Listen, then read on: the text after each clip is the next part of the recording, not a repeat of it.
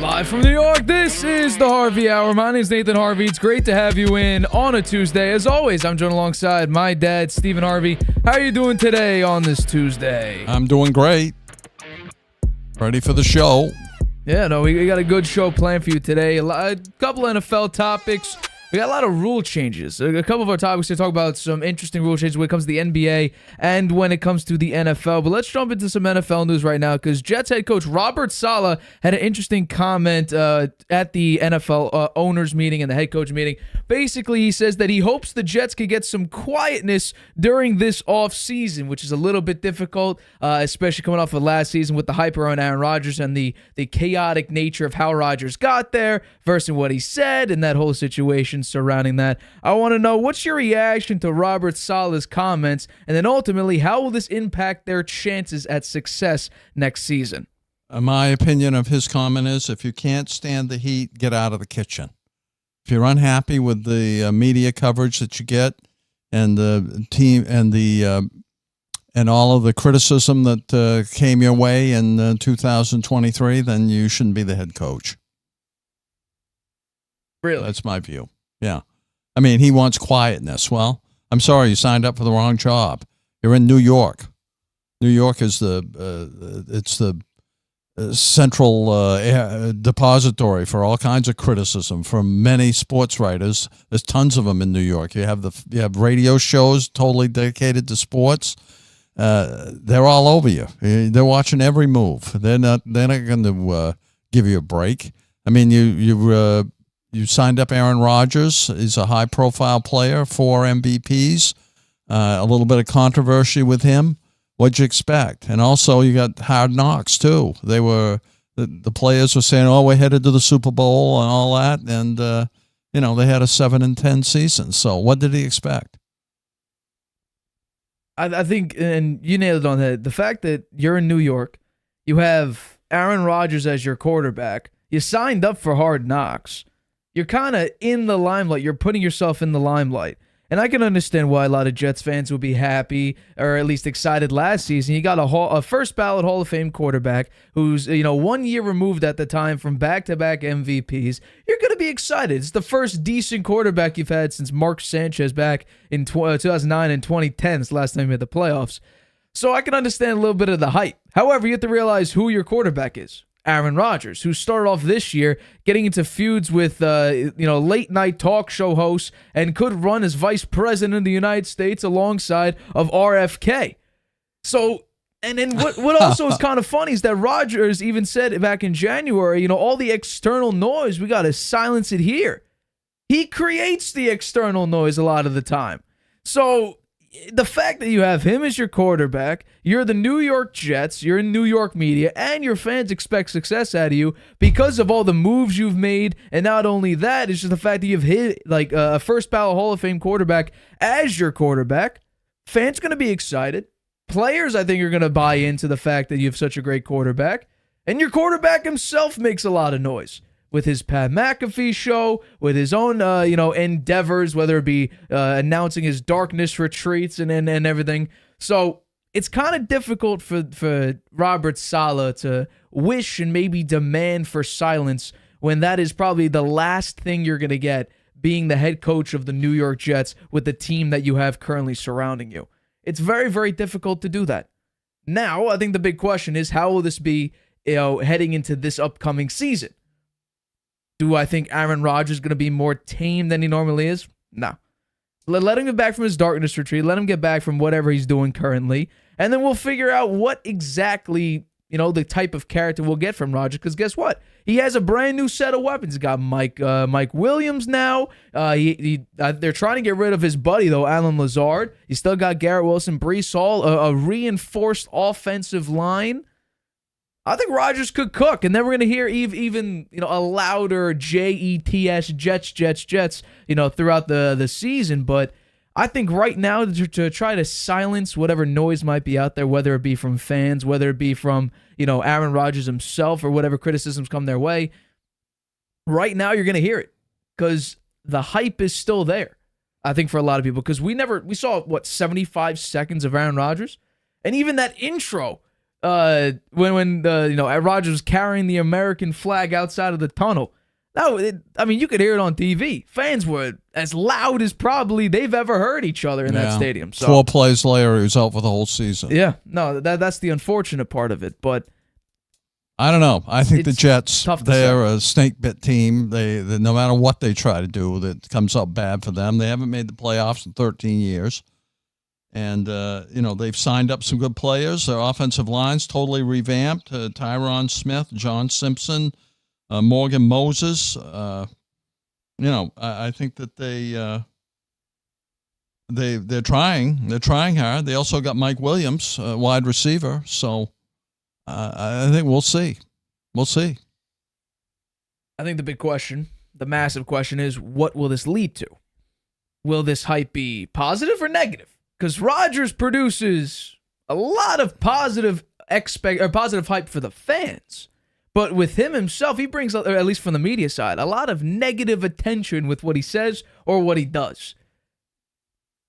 What are the Jets, not Rodgers and the head coach, more so what are the other players, younger players, maybe even some veterans, what are they going to focus more on? What Aaron Rodgers says and gets criticized in the media for? Or are they going to focus on strictly all the Jets players hype, or the fans hype, the fact that they have Aaron Rodgers again? Which I honestly think or at least I think a decent amount of Jets fans are turned off by Rodgers now. At least what, people are hearing. There's not as much hype as there was last season. No. Because you're a 40-year-old quarterback coming off an Achilles injury. Yeah. The hype, I don't think, is there like it was last season. I think there's a lot of skepticism about how they're going to do. I mean, the coaching staff didn't do well last year with the team they had, particularly Hackett, their offensive coordinator. A lot of criticism of him. A lot of people wanted him fired, and they didn't do it. Woody Johnson brought back the whole coaching staff, same group. Yeah. And so I think there's a lot of skepticism. I actually think the bar is set lower for them. I don't think there's an expectation of Super Bowl from this team. There should be. And that's the massive thing. Robert Saleh, when he was interviewed, would not say playoff or bust. He wouldn't say it. So the fact that he's not willing to say, oh, yeah, this team, and obviously, calling this team strictly a Super Bowl team is not fair to anybody. Because really, I think there are only 3, maybe only 2 actual legitimate Super Bowl teams. And that's obviously the Kansas City Chiefs going for a 3-peat, and then the San Francisco 49ers, who I still think probably depth-wise, although I think they took a little bit of hit on defense, the deepest team in the NFL. Then you also have potential teams like the Bills, although I don't really think so. The Cowboys are always in the conversation. Personally, for me, I don't think they have a shot whatsoever. Then you also have the Bengals, who the defense, and they also lost Joe Mixon. The Ravens are also in there. So there's really only 2 legitimate Super Bowl teams. But should the Jets be legitimate playoff contenders? We already had this topic on the show. I do think so. I think with the amount of talent and the fact that they're filling up a lot of their holes, on offense, because offensive line was a massive, massive gap in their, offensive prowess that they just didn't have. The tight end, I don't mind Tyler Conklin. Could they get depth to that position? Sure. Wide receiver, they had one really good receiver and then a bunch of bums, really. Alan Lazard was supposed to be Rodgers' friend, like I said. Turned out to be one of the worst receivers in the NFL. He couldn't catch a ball for the life of him. And then Breece Hall come back from an injury, looked great, but the offensive line was good enough to hold up. And they tried to rely on Breece Hall, and it had some success, not great. So this offense will be better. This team will be better. I think you have to push for the playoffs. Maybe publicly you'll say, nah, you know what, we're going to take it day by day, game by game. But in reality, with the amount of talent you have, plus that quarterback, for instance, when we think of Tom Brady, we never think, oh, well, they'll play it game by game. No, we expected either playoffs, a deep playoff run, or a Super Bowl, depending on Brady's time frame. With Mahomes, we don't say, they'll take it game by game. No, we say, okay, we expect playoff runs and Super Bowls. Peyton Manning, we didn't expect, just to go through regular season games. No, we expected playoffs and Super Bowls. Why can't it be the same for Rodgers? Yes, I know he's 40 years old, but with Brady, some people think he's better than Brady. I guess you'd call it, athletic ability or arm strength or whatever the case may be. Some people still think Aaron Rodgers in some facets is better than Brady. Why can't we expect the same thing? We expect greats to always be great. That's why they're greats. If you're an all-time legend, you always have to be on top of your game. Rodgers should be the same thing. His play, especially in the playoffs since he won his last Super Bowl, has not been the case. Losing record in the playoffs, lost to Jimmy G, very ugly situations. Lost to Brady during the COVID year, Brady's first year with the Bucs, got smoked by him in the regular season game against the Bucs. Hasn't been a great run for Rodgers in the past 3 seasons. 3 to 5 seasons. You can say, oh, back-to-back MVP. What did that amount to? What did it amount to? Disappointment. That's really it. So for me, Jets should be a playoff team. They should be. That's what Robert Saleh should be pushing for. Maybe not publicly, but their jobs are on the line. Whether it's Robert Saleh, Joe Douglas, whatever the case may be, their jobs will be on the line if they come up with a massive disappointing season so far. Let's get into our next topic here. So the NFL made a couple rule changes, but one in particular is something that the NFLPA was not very happy about. They tried to say, owners, do not ban this, but they did. So the NFL has now banned, unanimously banned, I might say, the swivel hip drop tackle. Now, the NFLPA, before this was announced, it looked like it was going to get banned, but the NFLPA, at least on social media, made a statement saying, the players oppose any attempt by the NFL to implement a rule prohibiting a swivel hip drop tackle. While the NFLPA remains committed to improvements to our game with health and safety in mind, we cannot support a rule change that causes confusion for us as players, for coaches, for officials, and especially for fans. We call on the NFL again to reconsider implementing this rule. What's kind of fascinating is that J.J. Watt was also very adamantly opposed to the NFL banning this, saying, basically, I'm paraphrasing, but at this point, just put on the belt because we're playing essentially flag football. So here's kind of the rules. You have to hit on all of these rules, but the first one would be that the defensive player has to grab the runner with both hands or wrap the runner with both arms. Then the defensive player unweights himself, quote, by swiveling and dropping his hips and or lower body. And then the third set of criteria is the defensive player lands on and traps the runner's legs at or below the knee. So in order for them to throw a 15-yard penalty and an automatic first down, the referee has to identify all 3 of these criteria to then throw the flag. I want to ask, will this be a beneficial rule or a beneficial rule change to the NFL? No. More fines, more penalties. I think that will slow the game down. Nobody will understand when somebody's tackled and there's a penalty on a tackle. Nobody's going to understand why. And I don't even understand what's it look like. Have you seen a tape of what one of these swivel hip drop tackles Tony looks like? Tony Pollard's injury, Drew Sample, Geno Smith had a hip drop. Mark Andrews, when he got hurt, I think it was week 11, that was a hip drop. So there have been, and according to Jeff Miller, NFL's Jeff Miller, he saw about 230 instances of this swivel hip drop tackle this past season. So roughly once per game, and only 15 players missed time due to injury because of the swivel hip drop tackle. If you do the math on that, that's about 6.5%. So they created a rule, or rather, they banned a defensive move which only injures players 6.5% of the time. It's not a fair rule because, like J.J. Watt said, and like the NFLPA said, it leads to massive confusion. Massive confusion. Now, here's my, major concern with this. There's a lot of discussion on whether or not this will be a difficult call for refs to do and whether or not it's actually worth creating this rule for it. The fact that there's discussion about, was this a hip drop tackle? Was this a swivel hip drop tackle? The fact that the fans and other media members are watching plays happen and saying, is this? Oh, you have to be an idiot if you think this is. How are refs going to do when the play is actually happening?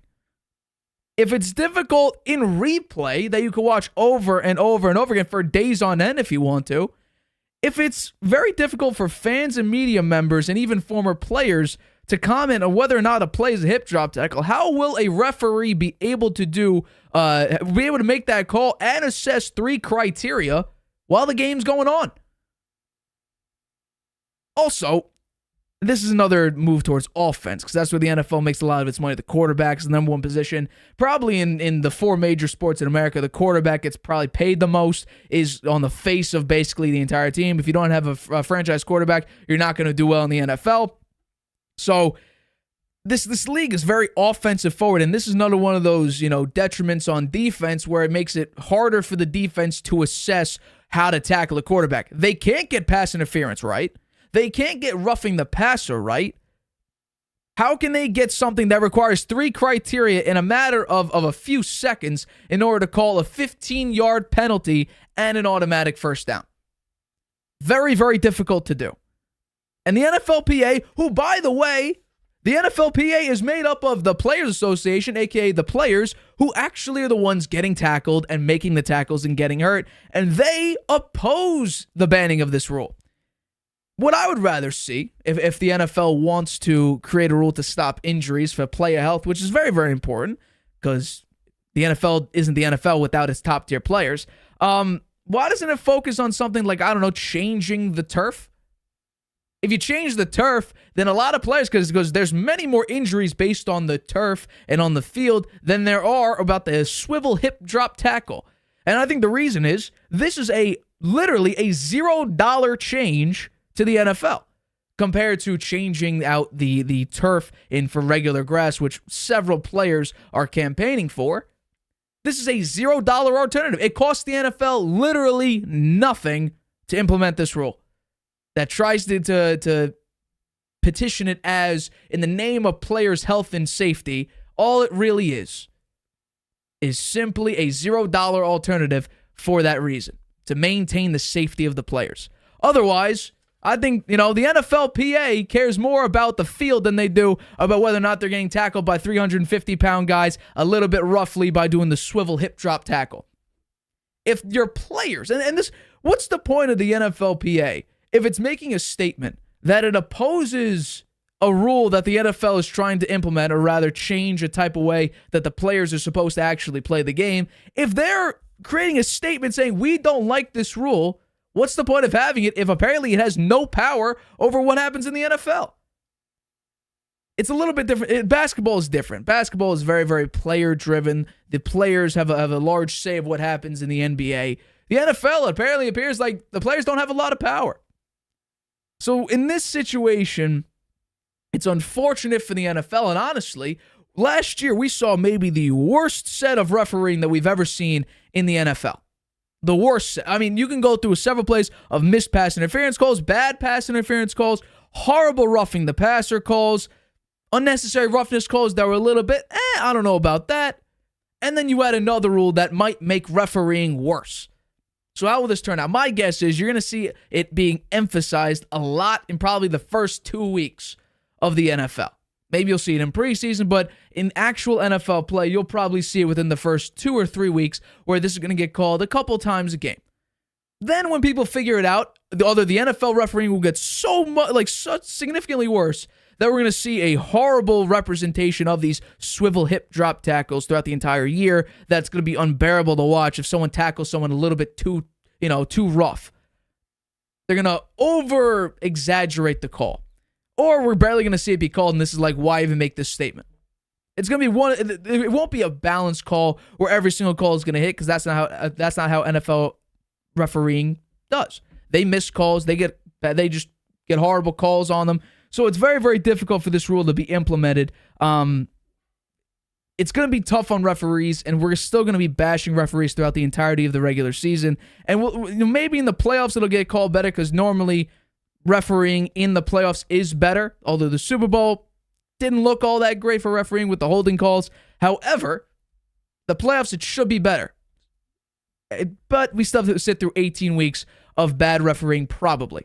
So it's going to be unfortunate. All right, coming up, Adam Silver is looking towards a new rendition of the NBA All-Star Game with USA versus International. Also, the Celtics. What the hell happened there? They were up by 30 points at one point against the Atlanta Hawks and somehow fell apart to lose 120-118. And finally, it looks like Dak Prescott is not going to get re-signed, or rather extended, by the Dallas Cowboys. Will the Cowboys let him test free agency in 2025? We'll talk about that right after this. Whether you're just discovering your voice or taking your show to the next level, you know what the world needs to hear. All you have to do is say it. With Spotify, set up your podcast. Your food podcast. Your mindfulness podcast. Your never thought you'd get this far podcast. And watch those sparks fly. I put a picture of the content. Drop the episode anywhere people listen. And find out who they're cooking with. Where they're finding inner balance. And why they love your show. You're already a creator. Now you can create, connect, and get paid for your passion with one single free tool. Spotify for podcasters. Talk where the world listens. Using Wi-Fi without NordVPN could mean sharing your private stuff with more people than you think. Stay safe on public Wi-Fi. Get NordVPN's special offer and encrypt your internet connection. NordVPN. Online security starts with a click. Welcome back to the Harvey Hour. My name's Nathan Harvey. Let's get into our next topic of today's show. So Adam Silver, the NBA All-Star Game has been absolutely abysmal for a large part of the NBA season. Early on, it was much better. Defense, very, very, difficult game to play, the All-Star Game is. However, Adam Silver has given up, basically, saying that there really is no competition anymore, so he recommends a international versus USA game instead of the All-Star Game. And I think this is actually a pretty good idea. Now, I came up with, representing your division or conference of basketball, or your division of basketball. There's 6 divisions, 5 players in each. So it was a decent idea. Adam Silver comes up with USA versus international. And so I came up with a mock USA versus international lineup. And I just got to say, by the way, the 5v5 is Steph Curry, Anthony Edwards, LeBron James, Kevin Durant, and Anthony Davis. The international team would be Luka, Shai Gilgeous, Alexander, Giannis, Joel Embiid, and Nikola Jokic. I got to say, the USA would lose maybe by 50 if they were legitimately playing defense. Because the amount of talent the international players have is tremendous. Now, Shai's there, who's born in Canada. I don't know if he would alter it to be North America versus the world or North America versus international, but the USA doesn't have Shai Gilgeous, which is a massive hit for the USA part.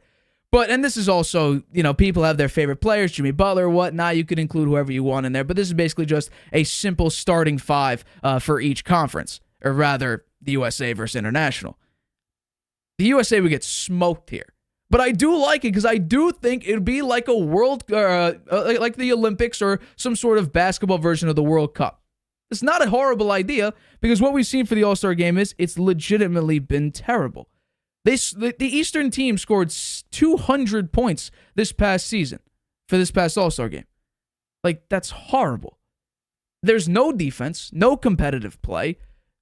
The NFL has resorted to flag football and skills competitions instead of one singular Pro Bowl game, which used to be fun. Everybody, harks to Sean Taylor's massive hit in the Pro Bowl. The NBA has gotten so bad, the slam dunk contest doesn't have any, superstars in it. So you have Max McClung, who can't even make a regular NBA team. He's in it. Jaylen Brown, he was trying to dunk over Kai Cenat sitting down instead of, I think it was Max McClung, jumping over Shaq to dunk. So the entire All-Star Weekend, and the skills challenge is fun. I have no problem with the skills challenge the NBA has. But slam dunk contest, kind of boring. All-Star Game, unwatchable. Three-point contest was interesting with Ionescu versus Curry. That was fun. Now, if you had Caitlin Clark maybe next year, that might be better. Have all 3 of them on there next year. That would be fun to watch. The three-point contest is fun. I have no problem with that. But the All-Star Game is a massive problem because, as a lot of people talk about, there is no competition when it comes to the All-Star Game. So at least Adam Silver is acknowledging the major problem, and he's honest about it. There is no competition. There is no skill involved in this. It's basically shoot threes. Luka Doncic, I think, shot like a 75-foot shot on the other quarter of the court. I mean, that's not basketball. Larry Bird, before that All-Star Game, was hoping for some sort of competition, and of course he didn't get it. Adam Silver has been waiting for some sort of competitive play, and it turns out that this might be the only option. if no one wants to represent their conference, and if they don't go with my idea of representing your own division of basketball, maybe representing your own country. Or in the case of maybe North America versus the world, representing, if you're North America, your continent. Or if you're the world player, saying, yeah, we're better than North America. You could do that. But then again, that's basically just an in-season edition of the Olympics. Which, I mean, I don't hate. I think a lot of players that are playing for Team USA, they care a lot. We're going to see some, superstars play for Team USA during the Olympics for this upcoming Olympics. So maybe this is not a bad alternative at all.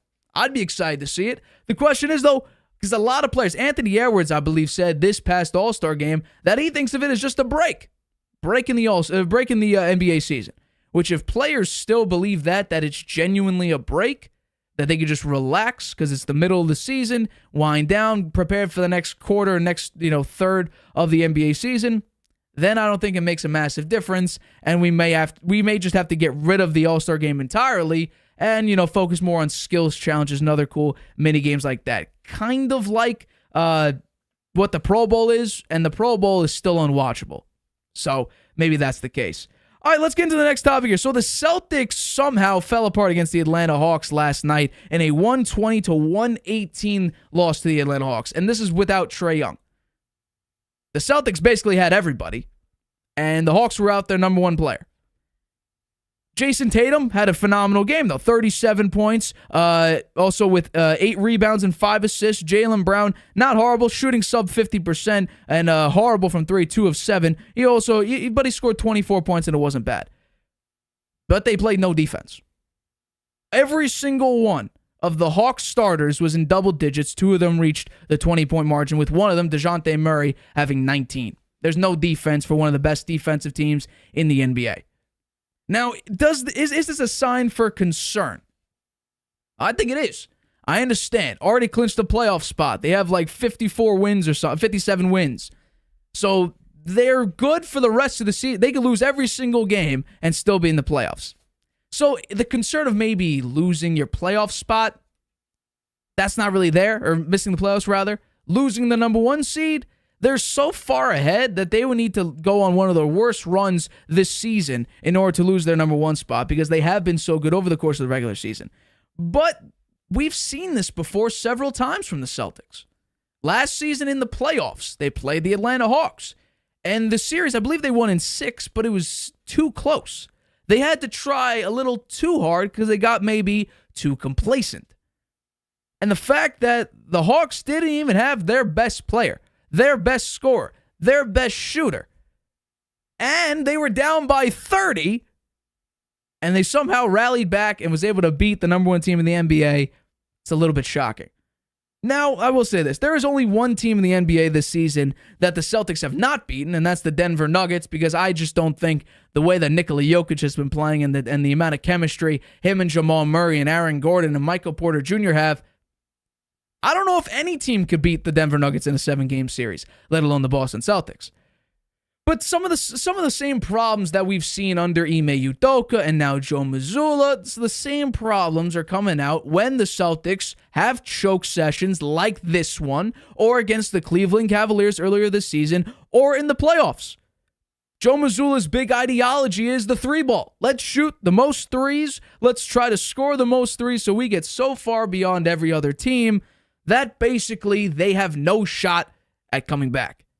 They tried 38 threes, and they only made 11 of them. They shot basically 29% from 3, compared to the Atlanta Hawks, who shot 36 threes but made half of them. If you allow a team to make 7 more threes than you, normally you'd win. Normally.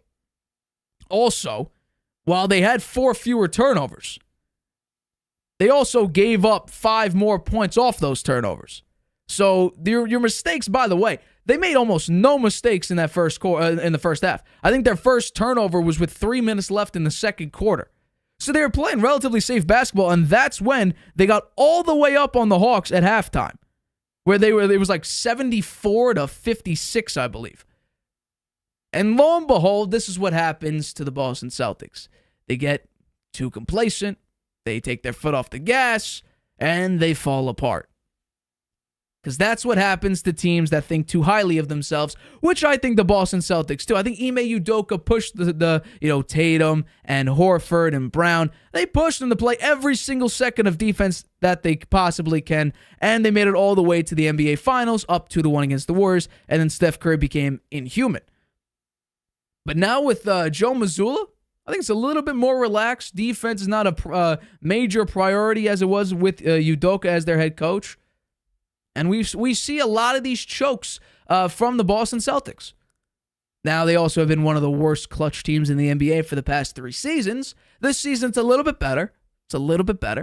But still, the past 3 seasons, minus this year, they've been dead last when it comes to clutch time. Now, they have seen success.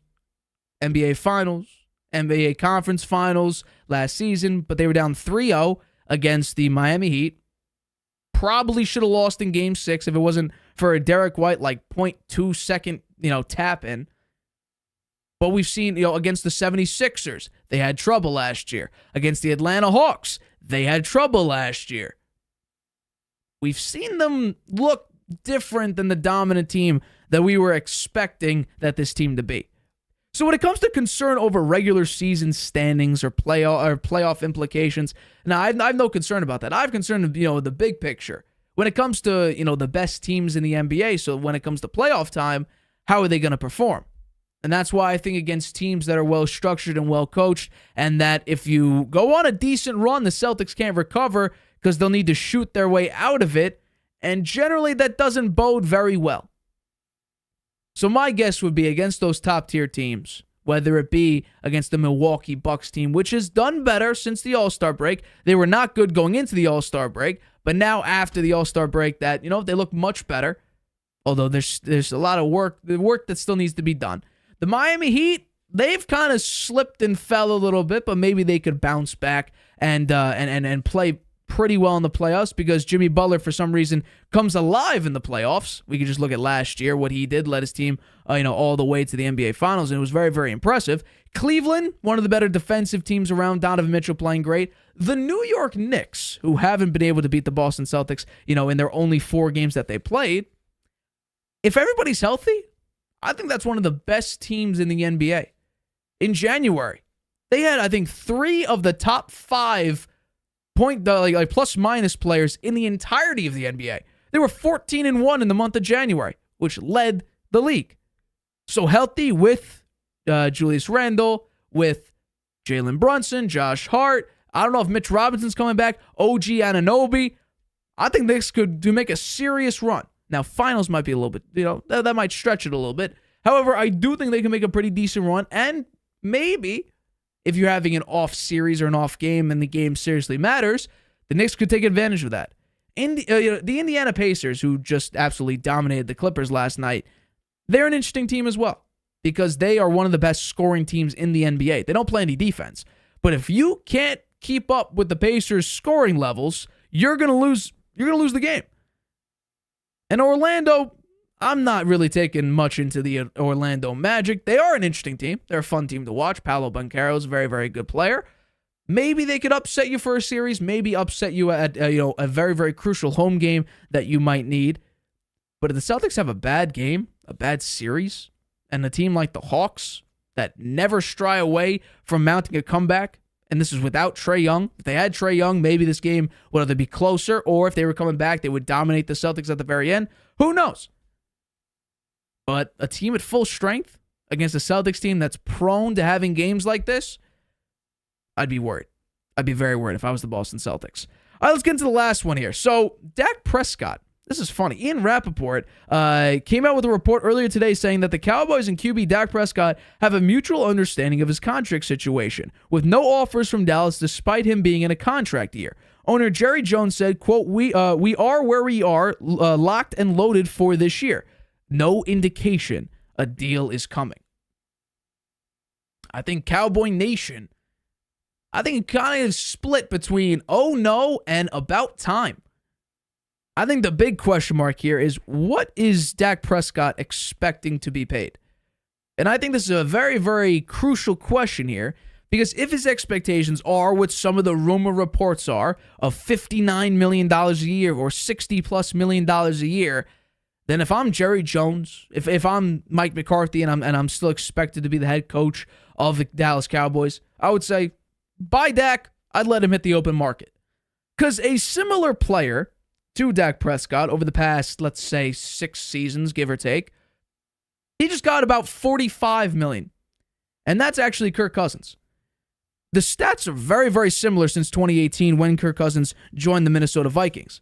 And for the audio-only listeners on Spotify, I'll read it to you. So, Dak Prescott has 51 wins compared to Kirk Cousins' 50. Completion percentage is 67.6 for Dak, 67.9 for Kirk Cousins. Passing yards per game, Dak's a little bit more with about 10 passing yards per game more, 274 to 264. Touchdown interception ratio, this is where Kirk Cousins, surprisingly, is significantly better. 157 in touchdowns to 171. 57 interceptions to 55 in favor of Kirk Cousins.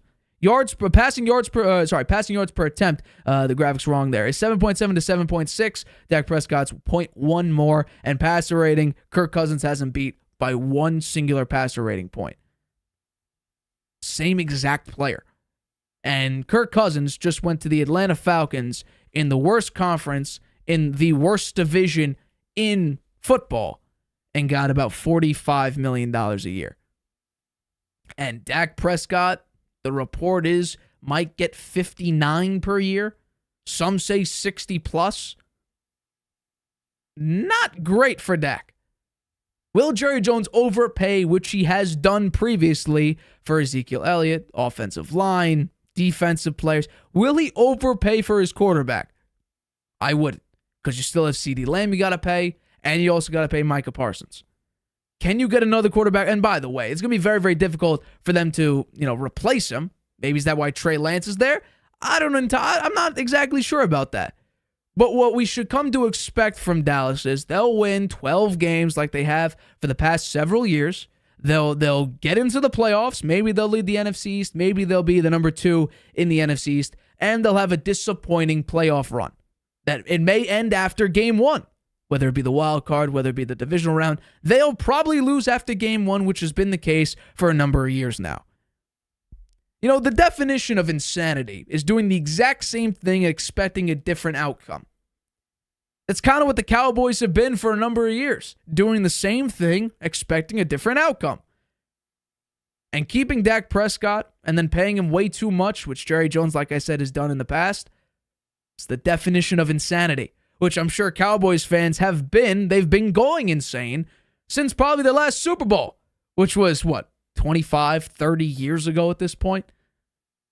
So, if you're expecting the Cowboys to come up and all of a sudden dominate in the NFC and dominate in the NFL, and then during the playoffs, Dak Prescott becomes such a great Hall of Fame caliber quarterback, or hell, even MVP caliber in the playoffs, I think it's safe to say you're sadly mistaken, because this was one of the better Cowboy teams, Dak Prescott being less turnover prone, at least in the regular season, went up against the youngest team in the NFL and got blown out by them.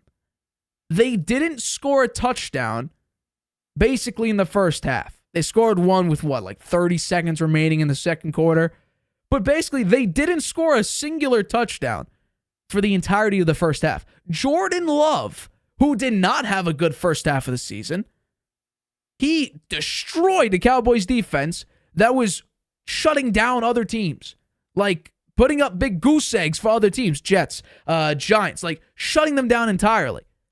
And the youngest team in the NFL, the Green Bay Packers, took them to the cleaners.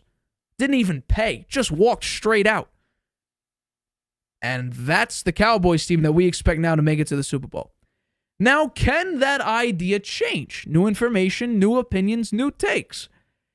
If the Cowboys all of a sudden and Dak Prescott looks damn near perfect and he goes out, balls out, no turnover really, he's the same way, not turnover prone, the defense is as dominant as it's ever been. Mike McCarthy's doing a great job with clock management, which he hasn't been for a number of years. And then all of a sudden they're out winning major games and going up against San Francisco and upsetting the 49ers, going against the Eagles, doing a great job against them, taking revenge against the Packers, doing well against the Detroit Lions, maybe plays the Chiefs and does well against them, whatever the case may be. And all of a sudden we're seeing a new and improved Dak Prescott this far into his career.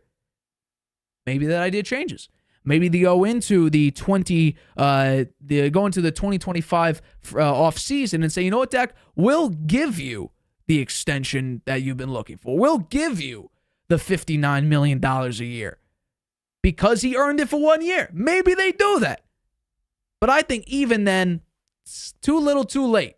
We've seen year after year after year of poor quarterback play, disappointing quarterback play. And that falls at the hands of Dak Prescott, who once again in the playoffs had a horrible game. Threw the game away. Interception after interception. The defense couldn't. This time it was different. Last year, the year prior, the defense did its job. Shut down Brock Purdy and the 49er offense. Dak just threw the game away a little too early and couldn't mount a comeback when it mattered the most. This season, it was the defense could not stop the youngest team in the NFL, and Dak Prescott had to try his very best to try to come back. But he was so poor early in the game that it didn't matter, how many quarters was left. Cowboys were never going to mount a comeback. So if I'm Jerry Jones, I take a look at history and say, have we been driving ourselves insane by doing the exact same things and expecting a different outcome?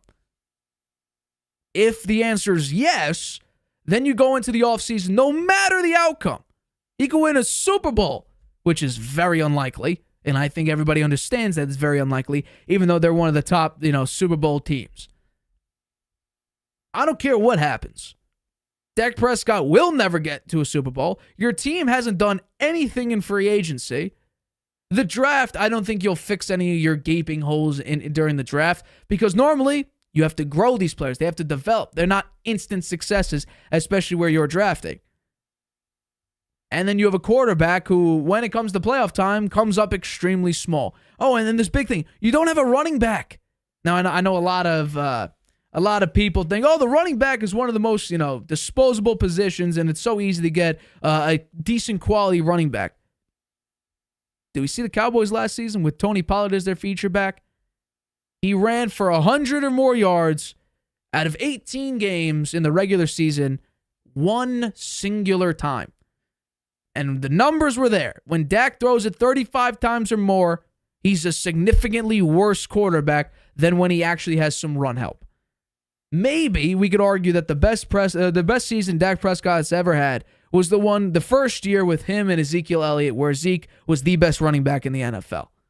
That might be the best year of Dak Prescott, and it was so early on. He peaked and was never able to get close to that peak again because he never had the same amount of success or help from that point on. So, this season to me, unless something insane happens, where Dak all of a sudden becomes great, in high-intensity moments and in high-pressure moments, he actually looks competent and looks like a top-tier quarterback when it matters. If he doesn't turn into Kirk Cousins, which, based on the numbers, he is Kirk Cousins.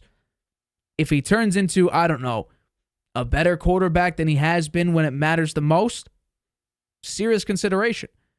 But even if he has let's say he makes it to the NFC Championship game and plays well, but let's say it's against Brock Purdy and Brock Purdy has a minute and a half. Dak Prescott scores a game-winning, a go-ahead touchdown, a minute and a half left. Brock Purdy drives all the way down the length of the field and scores the game-winning touchdown. Then you might say, we'll extend him, but not at $59 million a year. Give him the Dak Prescott treatment, or give him the Kirk Cousins treatment. Let's start with low 4, but not let it get as high as like 5.5. Keep it in that range, erring on the side of let's keep it within the $40 million range. If it gets too high in the 50s, you're paying him like the number one quarterback in the league, which I think everybody can say, whether you're a Cowboy fan or not, that he's definitely not the best quarterback in the league. So Jerry Jones has been this, all in by keeping the core set of players there. It really looks like if that's his definition of all in, then this might be the last season that the Cowboys go all in with this group. This is Dak's last chance.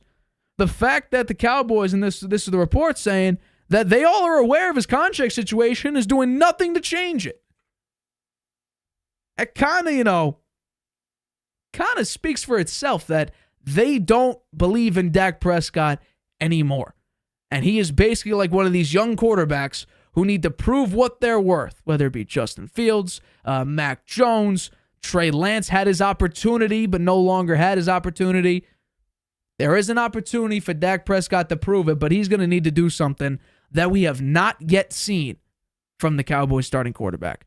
All right, that wraps up the show. Thank you so much for watching this episode of The Harvey Hour. We appreciate the support. Thank you for all of the support on the Shohei Ohtani video. 10,000 views broke a record for the most views on a video we've had throughout the entirety of the Harvey Hour show for the past a little over 2 years at this point. So we thank you so much for that. But for this episode of The Harvey Hour, my name's Nathan Harvey. I appreciate all of you tuning into today's show. Catch us on Friday, 6:30 p.m. Eastern. The draft is approaching very quickly. We're going to talk about a J.J. McCarthy take that is, could be a little Zach Wilson-esque. People are getting a little bit too hyped over him. But we'll talk about that Friday, 6:30 p.m. Eastern, right here on YouTube.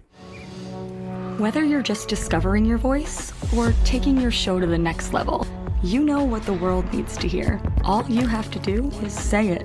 With Spotify, set up your podcast. Your food podcast. Your mindfulness podcast.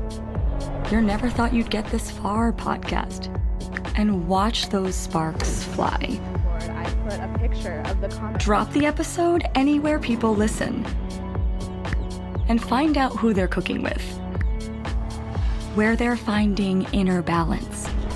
And why they love your show. You're already a creator. Now you can create, connect, and get paid for your passion with one single free tool. Spotify for podcasters. Talk